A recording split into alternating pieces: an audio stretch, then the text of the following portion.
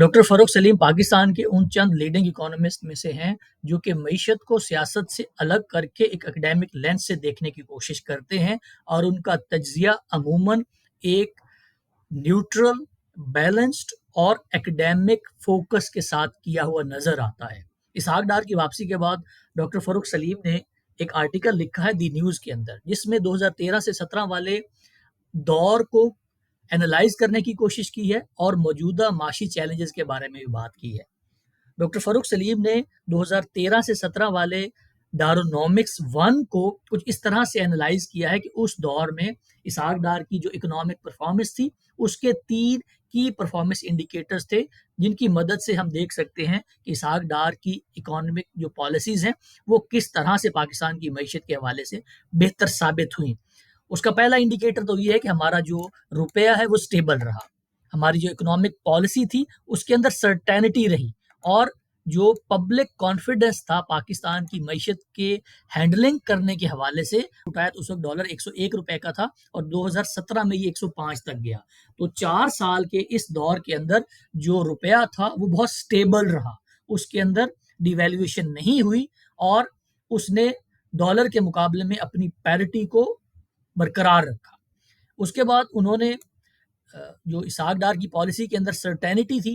اس کا حوالہ دیا ہے کہ ڈومیسٹک گروتھ نظر آئی ہمیں انویسٹمنٹ کے اندر، جس سے لگتا یہ ہے کہ فورن ڈائریکٹ انویسٹمنٹ کے بھی جو ایونیوز تھے وہ کھلے پاکستانی معیشت میں۔ تو اس سے جو اکنامک پالیسی میں سرٹینٹی کے بعد انویسٹمنٹ آتی ہے، اس کو ایز اے کی پرفارمنس انڈیکیٹر بھی ڈاکٹر فاروق سلیم نے مینشن کیا ہے۔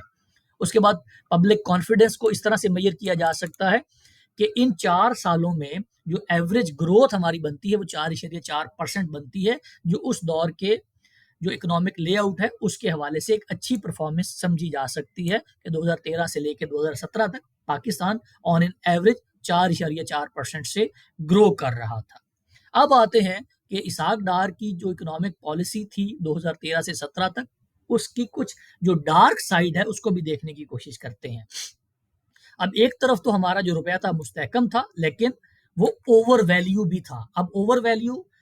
جب روپیہ ہوتا ہے تو اس کا نقصان کیا ہوتا ہے کہ آپ کی جو ایکسپورٹس ہیں وہ ریلیٹیولی ایکسپینسو ہو جاتی ہیں، اور آپ کی جو امپورٹس ہیں وہ ریلیٹیولی چیپ ہو جاتی ہیں، سستی ہو جاتی ہے۔ تو اس کا جو بائی ڈیزائن نتیجہ نکلتا ہے کہ ہمارا جو ایکسپورٹ کا سیکٹر ہے وہ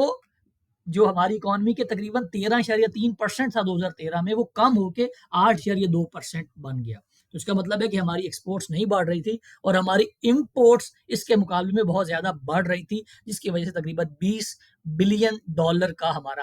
کرنٹ اکاؤنٹ کا ڈیفیسٹ بن گیا، جس کی وجہ سے پاکستان تحریک انصاف کی حکومت کو IMF کے پروگرام میں جانا پڑا۔ اب روپے کے حوالے سے ایک تو فری مارکیٹ اکانومی کا پرنسپل ہے جس کو آپریٹ کرنے کی ضرورت ہے، لیکن دوسرا یہ ہے کہ پاکستان کے اندر کچھ اسپیکولیٹر ایسے ایکٹرز ہیں، کچھ ایسے پلیئرز ہیں جو کہ مینوپولیٹ کرتے ہیں اپنے اکنامک انٹرسٹ کو، اور روپے کو جو ڈی ویلیویٹ ہونے کی وجہ سے ان کی جو فائنینشیل انٹرسٹ ہے وہ اس سے لنکڈ ہے کہ روپے اور ڈالر کے مقابلے میں جو ایکسچینج ریٹ بنتا ہے، جو شرح تبادلہ بنتی ہے، اس میں ہمیں اپنی جو فائنینشیل گینز ہیں ان کو حاصل کرنے کے لیے کچھ نہ کچھ سپیس چاہیے ہوتا ہے۔ لیکن جو اوور ویلیو روپیہ ہوتا ہے اس کے 2 نتائج بنتے ہیں ڈاکٹر فاروق سلیم کے حساب سے۔ جب بھی آپ روپے کو اوور ویلیوڈ رکھیں گے ڈالر کے مقابلے میں، تو آپ کی جو ترقی ہوگی that would be import driven consumption boom. اب جب آپ کی اکانومی کے اندر امپورٹ ڈریون کنزمپشن بوم آئے گا تو اس کا مطلب ہوگا کہ آپ اپنی ایکسپورٹ کے اندر کمپیٹیونیس کو کھو دیں گے، جو کہ پاکستان کے جو سسٹینیبل گروتھ نہ آنے کے جو وجوہات ہیں ان میں ایک جو بنیادی وجہ ہے وہ یہ بھی ہے کہ پاکستان کی جو گروتھ ہوتی ہے وہ عموماً import driven consumption led growth ہوتی ہے، اور ہماری ایکسپورٹ ہے وہ کمپیٹیٹیو نہیں رہتی۔ تو اب چیلنج کیا ہوگا اسحاق ڈار کے لیے؟ ڈاکٹر فاروق سلیم کے حساب سے اس وقت جو ڈارونومکس 2 جس کو انہوں نے کہا ہے، اس میں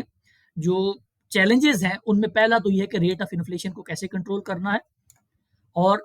کنسیڈرنگ دا فیکٹ کہ دنیا کے اندر ایک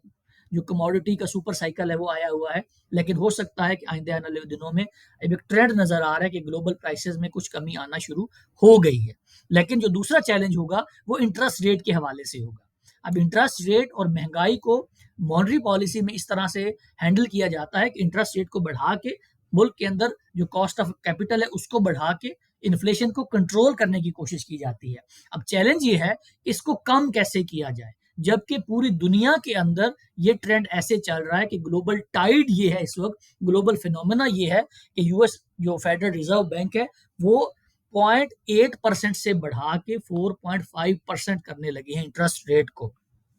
और इसी तरह जो यूरोपियन सेंट्रल बैंक है उन्होंने भी कहा है कि हमने अपने जो इंटरेस्ट रेट्स हैं इनको बढ़ाना है ताकि पूरी दुनिया के अंदर जो महंगाई का और इन्फ्लेशन का तूफान है इसको किसी तरह से काउंटर किया जा सके। इसहाक डार के सामने अब ये दो बुनियादी चैलेंजेस होंगे कि रेट ऑफ इन्फ्लेशन, महंगाई को कैसे कंट्रोल करना है, और दूसरा